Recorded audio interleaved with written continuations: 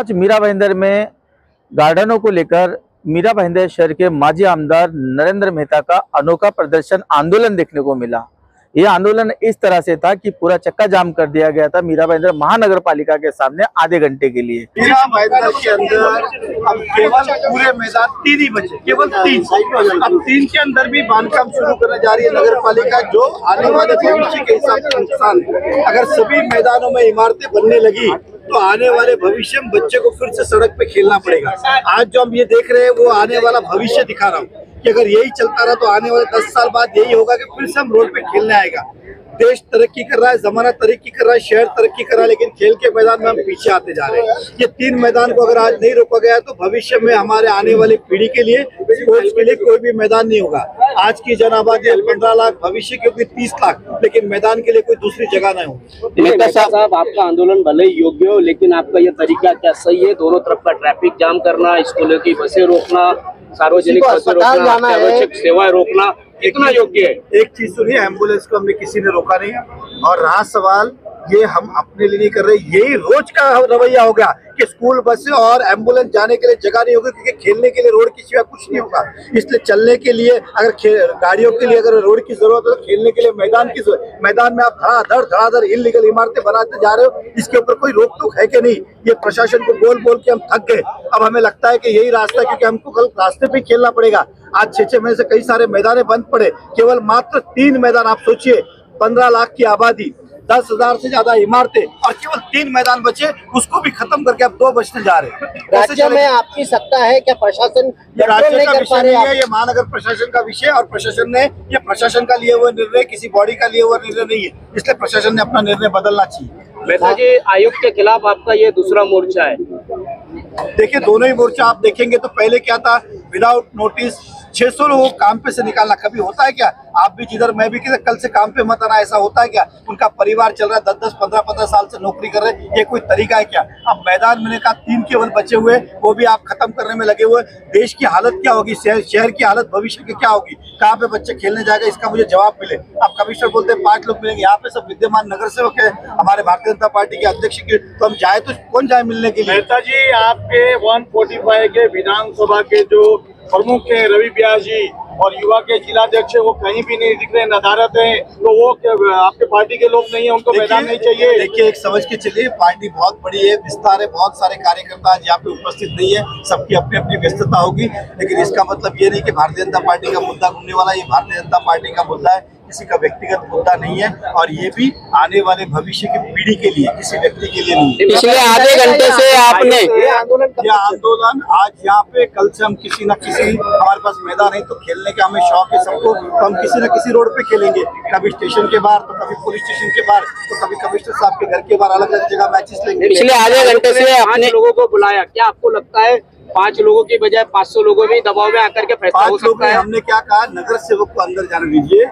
हर व्यक्ति किसी न किसी क्षेत्र का प्रतिनिधित्व करता है, हमने ये नहीं कहा सबको जाने दीजिए। अब नगर सेवक यहाँ पे उपस्थित कितने, तो 20-25, अब वो बोलेगा वो भी नहीं जाए तो फिर कोई बात नहीं है ना। सबकी अपनी अपनी समस्या है, अपने अपने सुझाव है, तो उनको भी अब आप ना बोल रहे हो मतलब तानाशाही है। पिछले आधे घंटे से यातायात यहाँ पर पूरी तरह से ठप है, ऐसे में अगर कोई मर जाते तो इसकी जिम्मेदारी किस पर होगी? है कि हमने किसी भी एम्बुलेंस को रोका नहीं है। दूसरी बात ये, मैं कह रहा हूँ कि ये आज का दिन ही आने वाला भविष्य का रोज का दिन होगा अगर इसको, हमारी बात को आज नहीं सुना गया तो शहर हित में। इसलिए हम चाहते हैं कि कमिश्नर साहब हमारी बात को सुने और शहर को न्याय दे।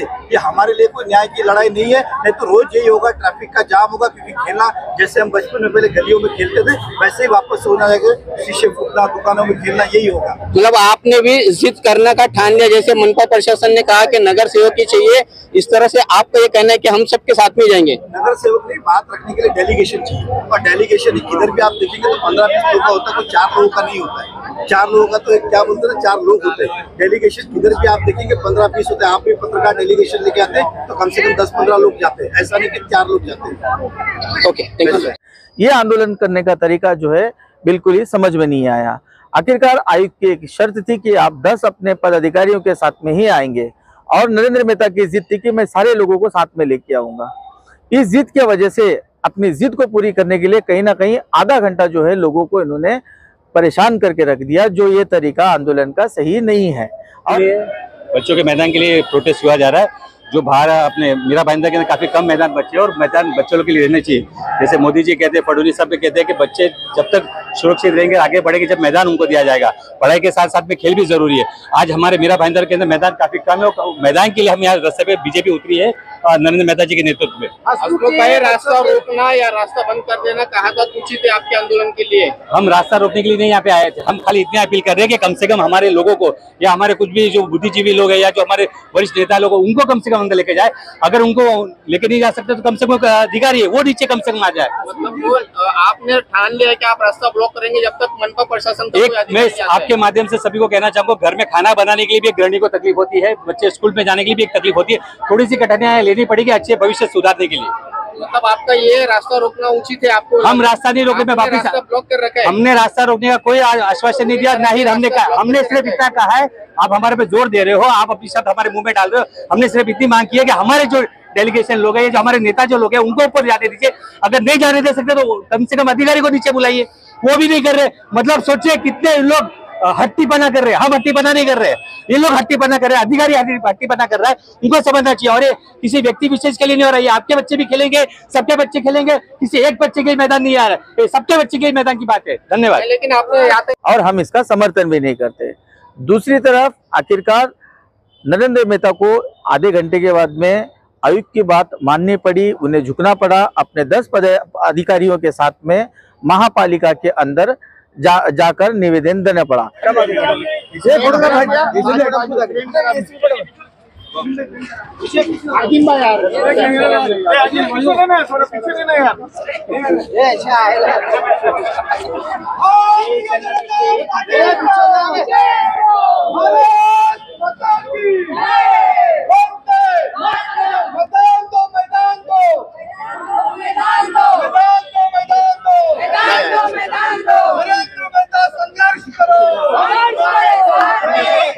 इस पूरे मामले के लिए पत्रकार अंदर जाने की कोशिश की, लेकिन आयुक्त ने जनता के हित के लिए, अगर ये जो है आंदोलन था और जनता के हित की यहाँ पे बातें हो रही थी, तो आखिरकार ऐसी क्या वजह थी जिसके वजह से मीरा भाईंदर मनपा आयुक्त संजय काटकर साहब जो है पत्रकारों को अंदर आने नहीं दिए। आपको कॉपरेट कीजिए मैडम की लैंग्वेज। मैडम हम भी पत्रकार है शहर के, 20 साल हमने इस शहर में डाले। आपको बाद में सर आपको बाइट देंगे, अभी आपको नहीं है वहाँ पे वो डिस्कस कर रहे हैं, ठीक है? नहीं तो हमको शूट करना है ना मैडम, हम कुछ अगर वहाँ पर हो जाता है कुछ बहस होती तो हमको, हमारा काम का है वो, हम अपना काम कर रहे हैं। पुलिस थोड़ी ना अंदर डिस्कस करेंगे, तो हमारा काम कर रहे हैं ना मैडम। पुलिस है। नहीं तो एक बात समझिए मैडम कि उनको प्रशासन ने भी शहर के पत्रकारों से कोऑपरेट की उम्मीद नहीं रखना। अगर हम अपना काम नहीं कर सकते यहाँ पर आकर, लेकिन अभी क्या भी वहाँ डिस्कशन चल रहा है, वहाँ पुलिस है, तो हम आपको बाद में थोड़ी ना कर रहे हैं। ऐसा नहीं है, वो जो हम जो बोल रहे हैं वो समझने की कोशिश करो। ये कुछ कॉन्फिडेंशियल बात थोड़ी है पब्लिक। संजय काटकर साहब का एक अनोखा अंदाज ही रहा है ये कि पत्रकारों से ये ज्यादा दूरियां बना के लेते हैं। आखिरकार पत्रकार ऐसा क्या करते हैं जिसकी वजह से ये दूरियां बना के लेते हैं? पत्रकार देश लोकशाही का चौथा स्तंभ माना जाता है और लोगों की जो जरूरतें हैं, जो मांगे हैं, उनको कहीं ना कहीं पहुंचाने की, सरकार तक पहुंचाने की कोशिश करता है। और इस तरह के पत्रकारों से दूरी रखना आयुक्त के लिए क्या ये बात सही है? दूसरी तरफ यह आंदोलन नरेंद्र मेहता का सफलतापूर्वक नहीं रहा, क्योंकि इसके अंदर जो भाजपा में जो गुटबाजी चल रही है उसमें रवि व्यास और दरोगा पांडे का जो गुट है वो गुट भी नदारत रहा।